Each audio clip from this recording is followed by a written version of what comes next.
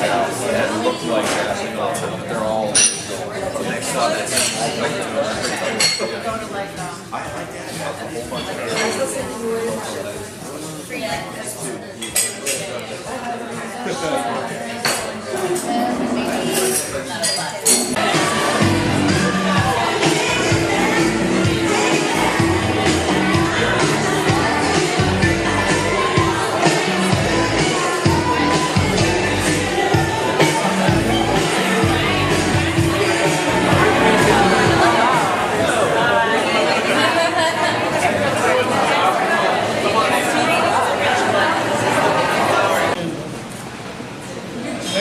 Central Mexico reading ritual painted in the mid-16th century from the Florentine Codex. The corona, that is the head wreath, is a sign of status and respect. The flower opens the sense of smell and wonderment, and the candle lights the path to understanding.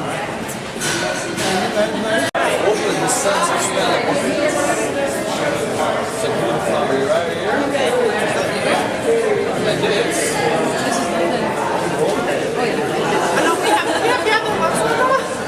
Corona. I will take a photo. That's no worries.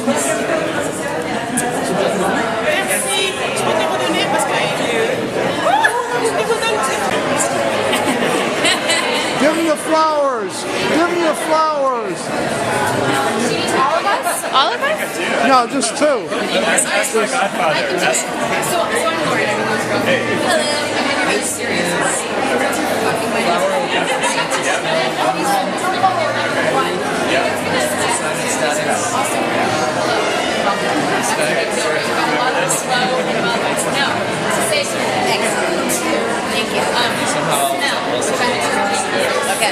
Take a picture. You wait until someone else comes in. Okay.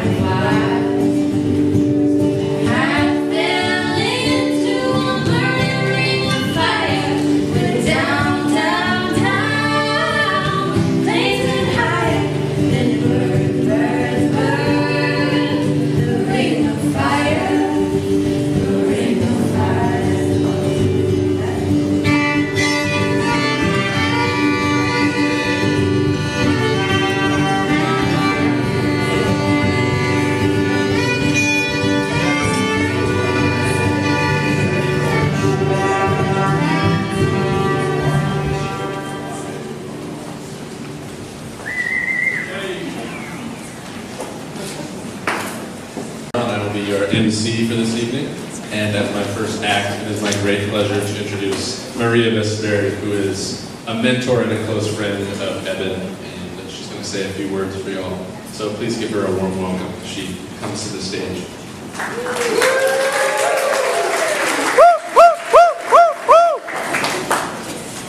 So many tall people at this wedding.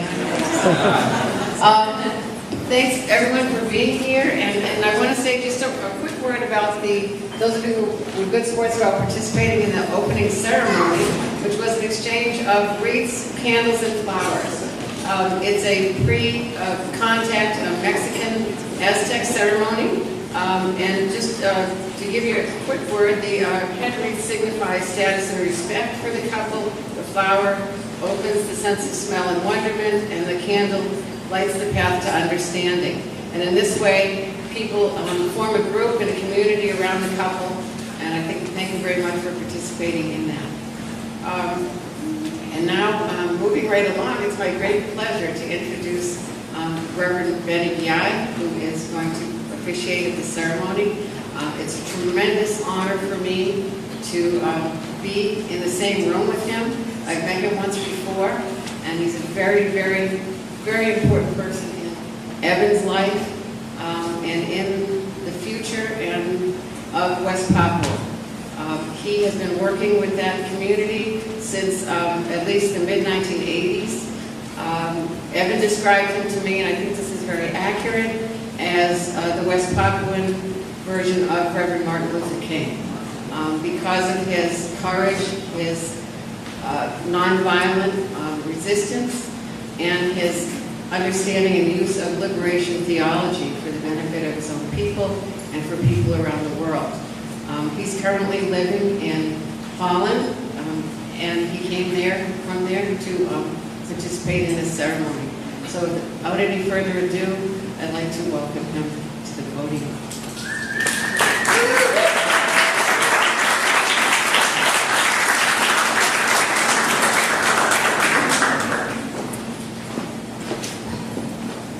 First of all, I'd like to thank you, Eben and family, Bear and Eben, for allowing me to come and participate in this very special meeting. Let's thank the Lord for making us possible for us to have this meeting, special meeting. Further,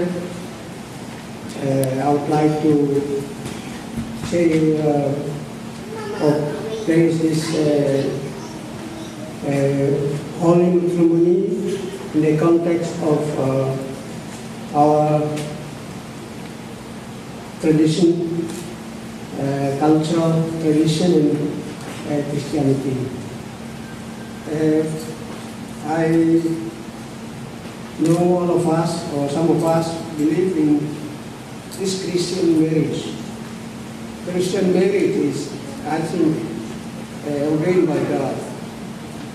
It is a lifelong relationship between a man as a husband and a woman as a wife. It is a gift from God and central to community of faith. As Hebrew 13:4 says, let marriage be honored among all.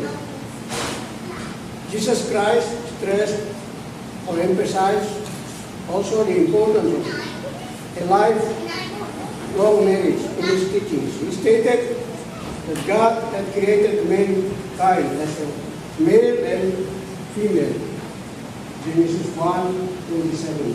And that in the marriage, the two will become one flesh. So they are no longer two but one flesh.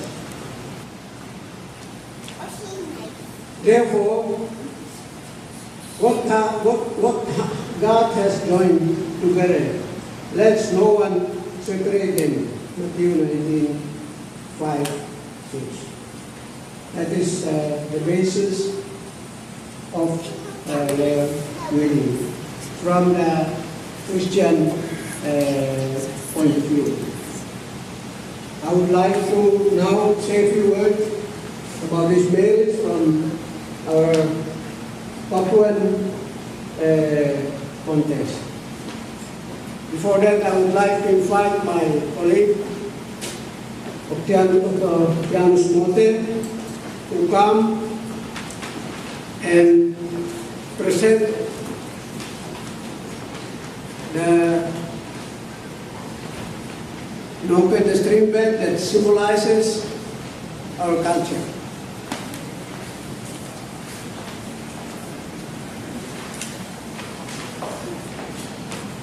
This stream bed speaks of Papuan or Malay culture, which this program form family, which will be there. Family as a smallest social unit that support the larger social unit.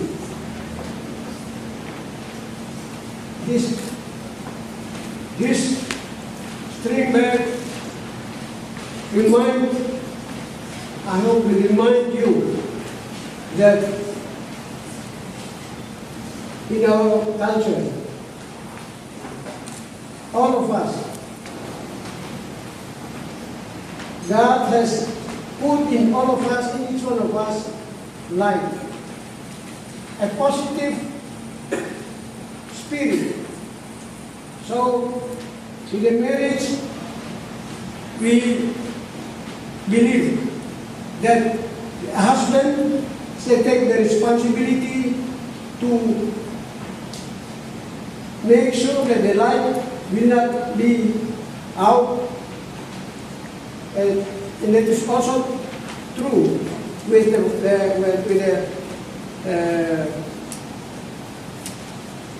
husband. To sustain, to keep this sign in that, to keep this light going in that stream bed. There's also a piece of advice. They talk about, in our culture, talk about what we can do today to determine our future. It says in our hand, there's always bad and good. If you do good today, peace and prosperity will follow. But if you do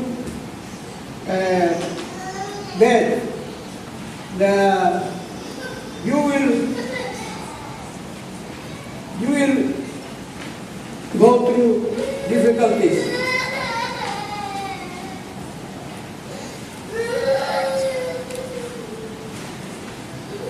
And I would like to invite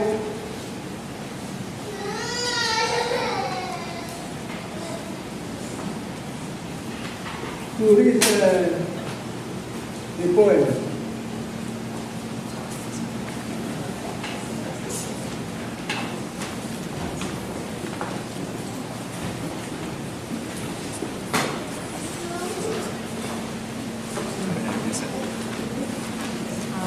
Alright, so we're going to read a poem called The Road Not Taken by Robert Frost. Two roads diverged in a yellow wood, and sorry I could not travel both. And be one traveller long I stood, and looked down as far as I could, to where it bent in the undergrowth. Then took the other, as just as fair, and having perhaps the better claim, because it was grassy and wanted wear. Though as for that, the passing there had worn them really about the same. And both that morning equally lay, in leaves no step had trodden black. Oh, I kept the first for another day, yet knowing how way leads on to way, I doubted if I should ever come back. I shall be telling this with a sigh, somewhere ages and ages hence. Two roads diverged in a wood, and I took the one less traveled by, and that has made all the difference.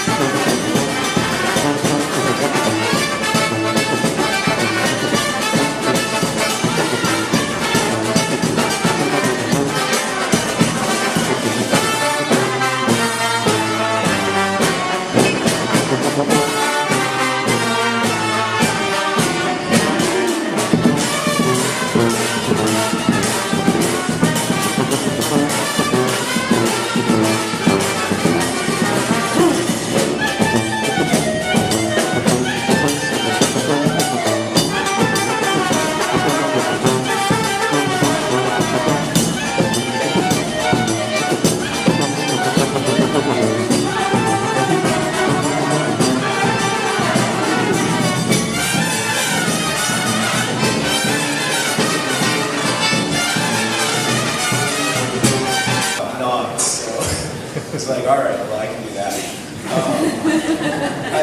I was a sailor and I was a climber, and both of those hobbies involve a lot of rope work. So he told me it was tying a figure-8 follow-through knot. And there's basically 2 knots that I would trust my life to. Actually there's 3 knots, but one of them is only tied in this obscure area in North Carolina. They call it the Jesus knot, so it's not really appropriate here, but the figure-8 follow-through and the bowline are the 2 that came to mind. It's like the knots that I would, trust my life to, I would put my faith in. And the bowline is like the sailor's knot. It's like the go-to knot. They tie it everywhere. Up at the head of sails, they tie their anchor lines with bowlines, and they secure their boats and everything. And a bowline is a great knot. And it's basically it's actually not technically a knot. They call it a bend, but it's this knot right here. That's a bowline, and that will hold. Like, come hell or high water, you tie a bowline, and it's not going anywhere. But the thing about a bowline is it'll hold once, or it'll hold twice. It'll hold the first time you tie it, and it'll hold in that particular spot on the rope. But over time, the problem with the bowline is it's got this sharp bend right here. And over time, if you tie the bowline in the same spot over and over again, eventually this starts to chafe and it starts to wear. And over time, that rope can break. So it doesn't really matter if you're tying, your anchor, because you're paying out like different amounts of line, and you're tying it like here, and then you're tying it up here, and you kind of spread out the wear. But the figure-8 follow-through, that's the knot that climbers use. And climbers, time and time again, they're trusting their life to this knot. So, figure-8 follow-through is basically, it's like an overhand with a twist.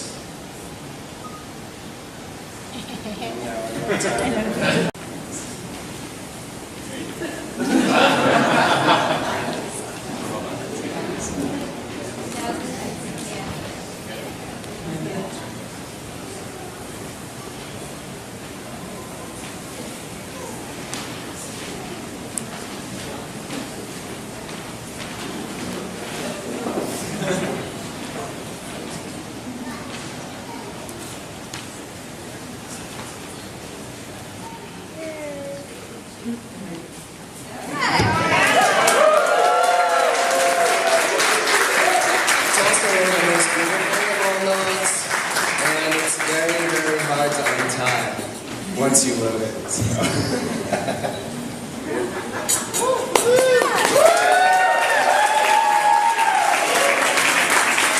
We go now. One of my favorite explanations that we're talking about involved the relatively he's just been around here for a short time, but he has participated in interfaith ceremonies where one partner was Jewish and the other was not. And he said in that case, he often emphasized that the breaking of glass is about breaking of barriers that hold people apart, which I thought was very, very nice. And one of my favorite had to do with also in that case of people from different faiths. There was a notion that while the glass is breaking and going apart, that the couple would often dedicate their lives to mending things that are tearing society apart, such as inequality and anger and conflict and warfare. And here we have a couple who I think will do much of that throughout their wonderful lives. So, the count of three, we're going to break the glass and we're going to shout Mazel Tov. 1, 2, 3.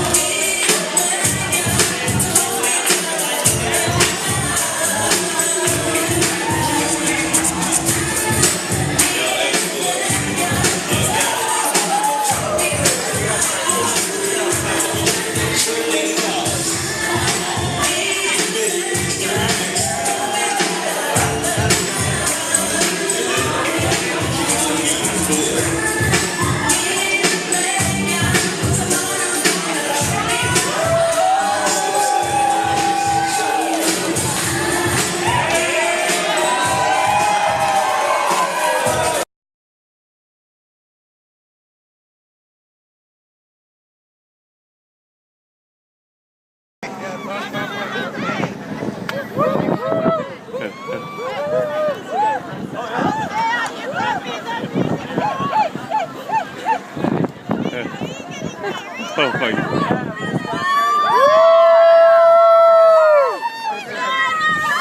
You got your garbage bag on? Your garbage bag on? Look at here, take it off. All right.